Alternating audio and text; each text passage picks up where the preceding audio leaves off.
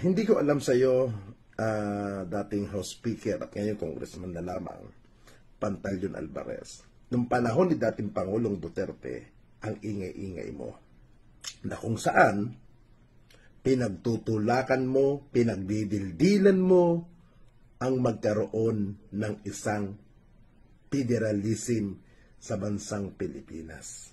Nung panahon ni dating Pangulong Duterte, di ba? Bakit nung panahon na yon pinagdidildilan mo? Kasi pakikinabang ka. Di ba? At higit sa lahat, may mahihita ka. Ngayon, sa tinutulak ng bagong liderato ng House of Representatives na federalism ay or charter changer na yan or chacha, wala kang mahihita, maiitsapera ka ata. Kaya ganun ang nalang ang pagtutol mo. Di ba? Huwag ka nagmamalinis.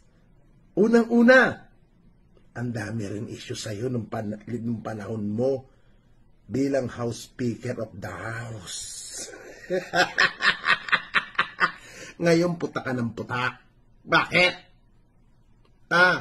Alvarez on Thursday says the House of Representatives will convene itself into a constituent assembly even without the presence of senators. This after senators opposed Alvarez's insistence on joint voting on charter change. Gusto mong mangyari, ipasay yung konstitusyonal o konas ng panahon mo na kahit walang approval ng Senado. Di ba dati? Ganyan ka pala, mas kalala. Alam mo, dating House Speaker Pantaleon Alvarez, bago ka magmalinis, bago ka magdunong-dunungan, imulat mo ang mga mata mo. Kung ikaw ba ay matino, kung ikaw ba ay malinis ang mga kamay mo nung panahon ng pagiging House Speaker mo. Teka, meron pa. Surprise actually last night. But you've been making use. I mean, here you are again. You say something. You were at the oath-taking in Iloilo, where you have local leaders that switched to PDP Laban, and you were quoted once again as assuring the local residents of Iloilo they would not get zero funding following the mass switch of political allegiance to the leaders. Kita mo, nagmamalinis ka. Ngayon, pangalawa, ito pa. Anong ginawa mo nung panahon mo bilang House Speaker ka? Hindi ba? Yung mga anti-government noon, nung mga nagsasalita ng mga kontra kay Pangulong Duterte, na mga mambabatas, kinat mo ang mga pondo nila. Hinarang mo yung ibang mga budget nila. Tinapyasan mo yung mga budget or pork barrel nung mga ibang kapwa mo mambabatas. Di ba yun ang ginawa mo? Masahol ka pa sa isang diktador. Para maging kapartido mo, para maging sunod-sunuran sa gusto mong panukala, pagkontra sa inyo nung panahon na yon, tapyas ang budget. Mr. dating House Speaker Pantaleon Alvarez. Ngayon, nagkukuda-kuda ka ng kung ano-ano. Tignan mo ito, ginawa mo dati. Speaker Pantaleon Alvarez on Thursday defends the budget cut and the allocations for the districts of several lawmakers. House members, both from the opposition and even the supermajority, found out their district allocations were slashed in the recently signed 2018 budget. Alvarez says the budget was reallocated to fund free college education in state universities and colleges and to augment the salaries and benefits of soldiers. The final list of districts affected by the last-minute reallocation of funds is not yet available because the final version of the General Appropriations Act for 2018 signed by President Rodrigo Duterte is yet to be made public. Mostly affected are legislators belonging to the Magnificent Seven, an independent bloc composed of Liberal Party members and allies representing both partyless organizations and districts.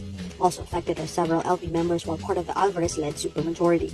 The budget cut also affects non-LP members who are part of the majority, like Ilocos Norte Representative Imelda Marcos and Davao del Norte Representative Antonio Floyrendo Jr.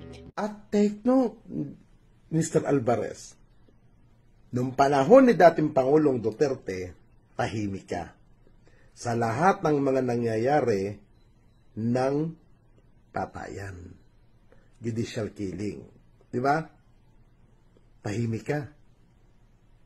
Tapos, lahat ng mga investigation na pinapatawag ng mga sangkot dati kung ano nung issue na idinadawit ng panahon nyo, binubulyawan mo sa House of Representatives Congressional hearing. Kasi napapanood kita, nakikita kita ng mga panahon na yon. Dahil part din ako ng DDS social media vlogger. Ngayon, dahil itsapwera ka na ngayon, at isang pangkaraniwang congressman ka na lang, at sa tingin ko, hindi ka makikinabang doon sa gustong mangyari ng chapter changer na yan, o chatcha na yan, kaya ganun ang pag-atungal mo.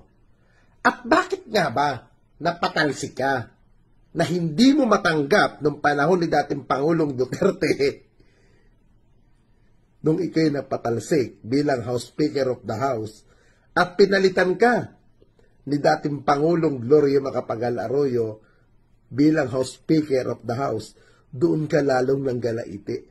Naging opposition ka pa nung mga panahon na yon, di ba? Naalala mo ba yun? Mr. Speaker Pantaleon Alvarez. Huwag kang nagmamalinis, Congressman. May dumi ka din sa sarili mo. Ha? At ngayon, yung putakan ng putak na sinasabi mo na si Speaker Martin Romualdez ang nasa likod, marites ka din. Kung may ebidensya ka, maglabas ka. Hindi yung kuda ka ng kuda sa media para lang magpasikat nung ginawa mo nung panahon ni dating Pangulong Duterte.